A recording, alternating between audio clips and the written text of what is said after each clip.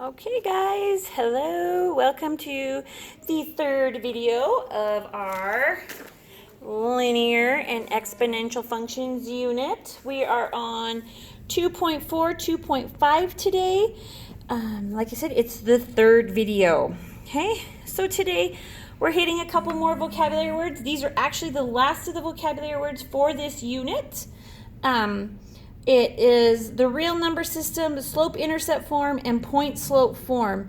If you look at your your salmon-colored sheet, you'll notice that the real number system is not listed up here in your vocabulary words, so you do not have to worry about doing that real number system on the vocabulary sheet, okay? This one is just a really quick review of the real number system just because we're going to kind of start dealing with them a lot more, and I wanted to just give you guys a real quick refresher on them. So basically what I'm going to do is I'm going to give you some examples, and then I'm going to give you what symbol we use to denote each one of these parts of the real number system. And then over here I've got kind of a little graphic for you to kind of help you. So as you can see, we're going to start from the inside and work our way out. The first one we have is natural numbers. Natural numbers are just whole positive numbers, so 1, 2, 3, and continuing on in a positive direction, being only the whole number, not the actual fraction or decimals in between. We denote a natural number with a capital N. Okay. The whole numbers, which we denote with a capital W, are the same thing as the natural, as you can see. The only thing we've done is we've added a 0. So now the 0 is included, where before it wasn't. Integers we denote with a capital Z, and those ones are all of the whole numbers, all the natural numbers, and then what they add into the mix is just negative wholes, so like -2 and anything further down, and then -1 and 0, and then positives again and up. Okay. All right.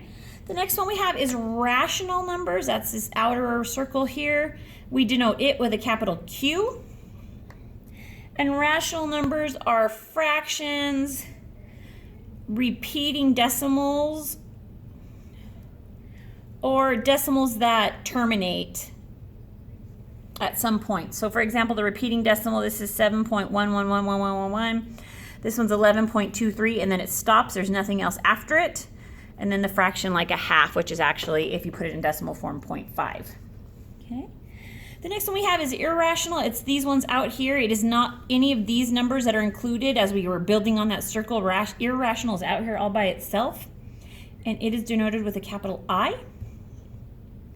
Irrational numbers are what we call non-terminating, meaning it never ends. Terminating. Non-repeating decimals. Okay, so like for example, pi, it does not repeat and it never ends. Or the square root of 3, again, doesn't repeat, never ends. Okay, and then the last one, which is the whole thing, everything, it is the real numbers, it's R, and it is all numbers. As you can see, it's that outer circle. Okay, so that is our real number system. Let's move on to equations of a line. The first one we're going to talk about is slope-intercept form. Slope-intercept form is not new to us. It's something that we've talked about before, so we're just going to kind of jump right into it. We use it when we have the slope and the y-intercept. Okay. This is in the form of, this one. Y equals mx plus b. And again, this is nothing new. You saw this with the linear functions. Okay, y equals mx plus b. So where m represents our slope, right there, and b represents our y-intercept, where our line crosses the y-axis at. Okay, and if you remember, the y-axis is the one that goes up and down. Okay, so wherever it crosses that at. So if I have a line that comes like this. It crosses right here. That is my y-intercept. Okay. So now we're going to write an equation of a line with the slope -1 and contains the point 0, 2. Okay, so my slope, my m, is -1. And my point 0, 2, I know that that is my y-intercept because my x value is equal to 0. So whenever my x value is equal to 0, that means it's crossing the y-axis at that point. So my y-intercept, my b, is 2. Now I'm going to do is just take these numbers and place them in for the two variables up there. And then we'll have the equation of a line. So I've got y equals, my m is -1, x plus, and my b is 2. Okay. Now by now you guys should know that anything times 1 is just itself, so we actually don't have to have the 1 there, but we do need the negative. So to simplify this, it would look like -x plus 2. And that right there is the slope of a line that's, or I'm sorry, the equation of a line whose slope is -1 and point is 0, 2. Okay. All right, up next is point slope form. So we use that when we have the slope and a point on the line where x does not equal 0. Because remember, when x equals 0, it's my y-intercept, and I would just use this one. If I have a point where x does not equal 0, then I can use this point slope form. Now, point slope form, now there's a reason I'm writing this all the way to the left, so make sure you kind of do it also. Looks like this: y minus y1 equals m times x minus x1. Okay? So my x1 and my y1 represent the point on the line that I'm given. And again, my m is slope. So we're going to write an equation of a line where the slope is, and if you guys see this, my negative did not carry down with my 2, so just make sure you understand that that's -2 right there. And it contains the point 3, 5. So if I kind of work this out, my m, my slope, is -2. My x1 is this the x in this point, so it's 3. And my y1 is 5. So if I substitute it in for this equation that I have up here, I have y minus y1, which is 5, equals my slope, which is -2, times x minus, and then my x1 is 3. Okay. However, this is the way that you would see it when you're probably going to be later on in your math career. You'll see it this way. But for our unit that we're doing, for some reason, they've asked us to solve it for y. So we're going to solve this one for y, and then we're going to kind of fill it in up there. So if I was to solve this for y, all I'd need to do, I wonder if this will be, let's use a different color. All we'll need to do is add 5 to both sides. Okay? And what I'll get is y equals, and those 5's cancel out, -2, and this 5 that I'm adding cannot be combined with this -3. And it cannot be combined with this -2 right here. It is independent of those, so it just needs to be added on. So the x minus 3 stays, and then I add the 5 at the end. So what I've done is gone from this point to y equals m times x minus x1 plus y1. Okay, this is the way you should remember it for this unit. That's the way we'll be using it from now on. But I just wanted to point it out this way because you will see it this way eventually, okay? So there is that equation of a line using point slope form. Okay, just a couple more I wanted to hit on really quickly, mainly because since we're talking about equations of a line, we might as well. So a horizontal line, so when all points on the line have the same y coordinate, you have a horizontal line. So for example, let's say I have 1, 3, 2, 3, 0, 3, -3, 3. All of my y's right here are 3. That is a horizontal line. So the equation we would see is y equals some constant, where k is our constant number. So in this case, it would be y equals 3 to represent this one right here. And then just like the horizontal, we have a vertical line. It's where all points on the line have the same, and this time it's x coordinate. So you'd have a vertical line. So for example, 1, 3, 1, -2, 1, 0, 1, 1. All of my x values are the same. So this one would be x equals k, where k is a constant. And this example would be x equals 1. You would have a vertical line at x equals 1. So for this one, if I had a graph, would be right here about 1, and it would be going up and down like that. This one right here would be a horizontal line at y equals 3, so 1, 2, and then 3 right here would be like that. Okay. All right. Flip it over or turn it over or whatever. I don't know how your guys' is. But we should be at finding the equation of a line. So anytime we need to find the equation of a line,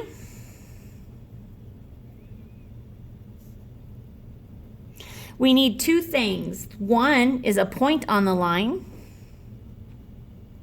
and the second one is slope. Okay?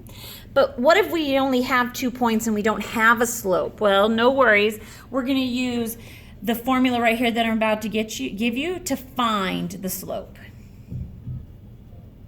Okay? And that formula is y2 minus y1 divided by x2 minus x1. Okay? So we're going to do an example. We're going to do a couple examples here, and then you'll be on your own, I think. Oh, we got one more on the other side. Okay. We want to find the equation of a line that passes through the points 2, 3, and 0, 12, written in slope-intercept form. Remember, slope-intercept form is the y equals mx plus b, so we need to find our slope. The first thing we need to do is find slope. Okay. To find slope, we're going to use this formula using these 2 points. This is going to be my first point. This will be my second point. So my slope equals y2, remember our points are in the form of x comma y, so my y are these second numbers, and this is my second point, so 12 minus 3 divided by, and then my x is 0 minus 2. Okay, when I do that, I get 12 minus 3 is 9, 0 minus 2 is -2, so my slope is -9/2, because that can't be simplified anymore. Then we're going to use and like it said, the slope-intercept formula with the ordered pair where the x equals 0. Remember, the y-intercept is where our x equals 0, so this is our y-intercept point. Okay, so I'm just going to plug these in. So y equals, my slope is -9/2 x plus, and then looking at this point, I know that my line crosses my y-axis at 12, so plus 12. Okay, and there is that point, that equation of a line for you. All right, next up, number 2 says, make a graph of the function, then write the equation of the function. The beginning value is 16, and its value is 1/4 smaller at each stage. Okay, so my beginning value is going to be 16. So my first point is going to be 0, 16. That's where it crosses the y-axis at. That is my b would be equal to 16. Okay, so let's write a little, I think you guys have this on yours already. Okay, all right. This is my y, this is my x. So I'm going to do, my first one is going to be 16, 0, 16. So 1, 2, 3, 4, 5, 1, 2, 3, 4, 10, 1, 2, 3, 4, 15. So my point's gonna be right here at 16.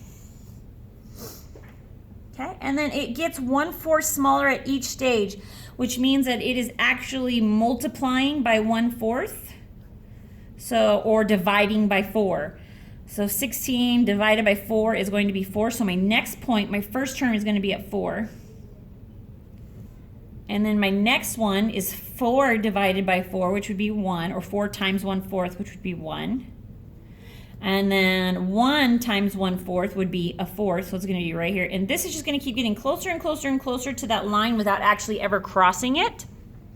Okay, so my equation would look like this. It's going to be, this is an explicit function, so we're going to be using the one that was y equals ab to the x power. And if you pull that back up, that was the first video we watched.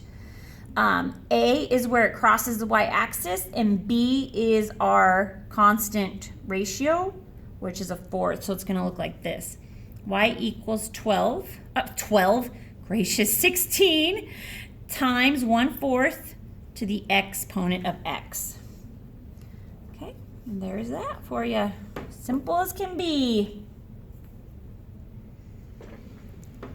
All right, up next, write the explicit equation for the table. Okay, the first thing you need to look at here is that this is out of order, and I did that on purpose because there is a test question where these are out of order and you've got to make sure you pay attention.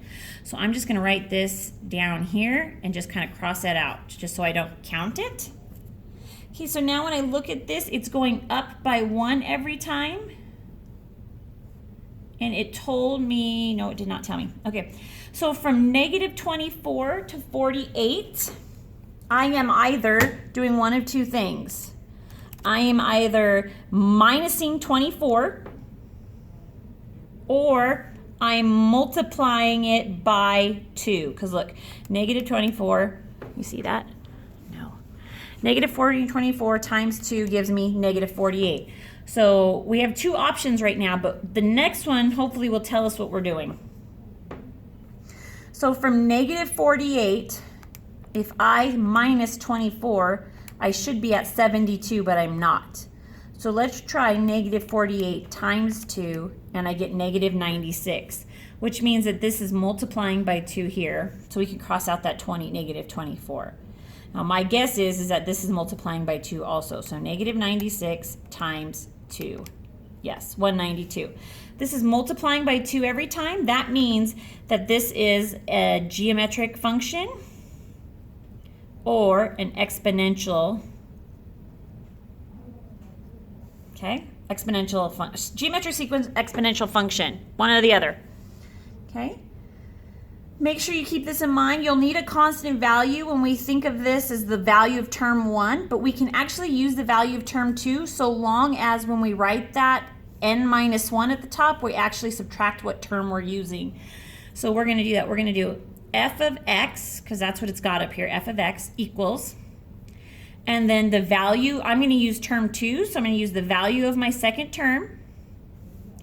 And then what I'm doing here is multiplying it by 2 every time.